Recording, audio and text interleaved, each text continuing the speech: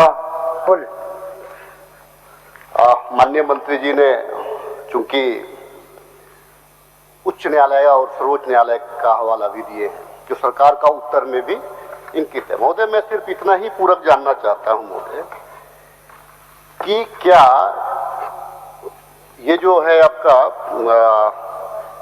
Act 1981 की धारा 18(3)(b) के दूसरे पैरा में जो अंकित है महोदय, क्योंकि सरकार का उत्तर आया तो मैं पूरा डिटेल्स नहीं जा रहा हूं, इस उपधारा के अधीन किसी शिक्षक के नियुक्ति में सहमति देते समय बोर्ड केवल इस बात की जांच करेगी कि प्रस्तावित नियुक्ति राज्य सरकार द्वारा निर्धारित योग्यता नियमावली में निर्धारित प्रक्रिया के अनुरूप है या नहीं। अन्य बात में पढ़ने अथवा प्रस्ताव के औचित्य पर उनको विचार करने का अधिकार नहीं है। ये क्या है महोदय? ये बिहार शिक्षा नीति का एक उपधारा है महोदय। केवल मैं सरकार से इतना जानना चाहता हूं कि क्या इस अधिनियम को विलोपित किया गया है? अगर विलोपित किया गया है तो इसको कब विलोपित किया है महोदय?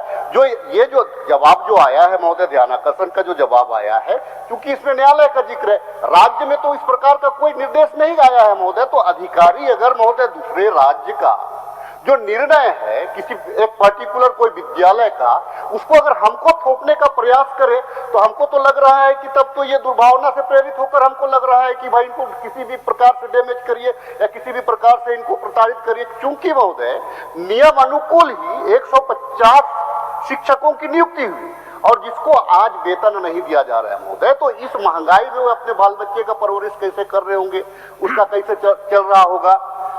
तो महोदय मेरा शिक्षण कार्य भी बाधित हो रहा है महोदय।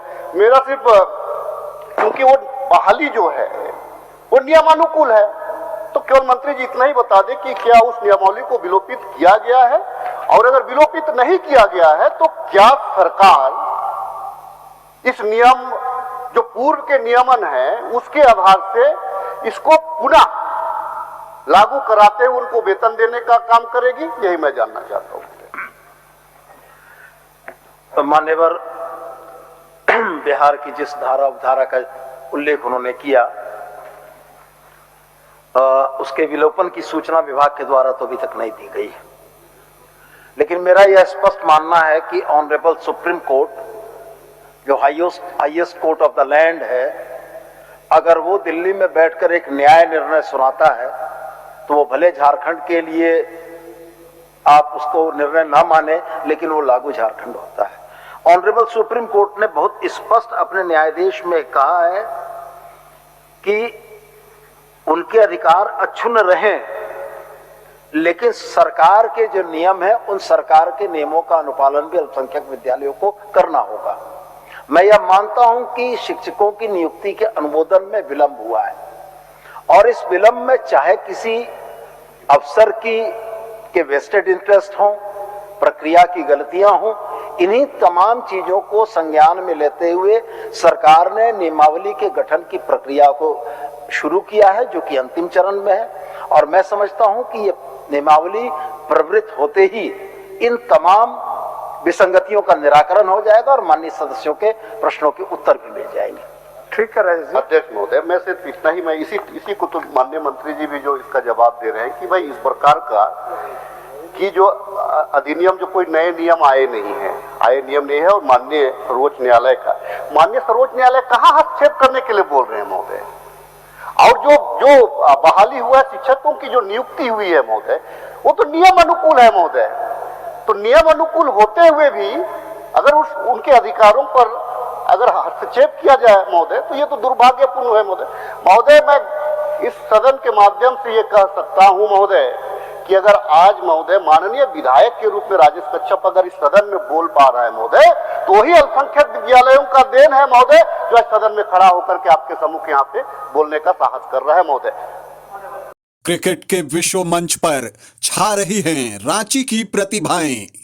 इन प्रतिभाओं को संवार रहा है जेके इंटरनेशनल क्रिकेट एकेडमी। अनुभवी कोच की देखरेख, सुविधाओं से लैस जेके क्रिकेट एकेडमी अनुशासन और आत्मविश्वास का विश्वास भरा सफर। घर रहने का मकान भर नहीं, ये खुशियों की तिजोरी है। दरवाजे पर दस्तक देता पड़ोस, खिड़कियों से उमड़ आता आसमां, तारों में उलझी ऐसी न जाने कितनी दास्तां। कहती हैं चले डायमंड सिटी, एक सफर हम सफर के साथ अपने घर तक। Diamond city, life long bonding, 500 से ज्यादा खुशहाल डायमंड परिवार। जल्दी करें, सिर्फ 200 फ्लैट बाकी। आज ही बुक करें अपना आशियाना।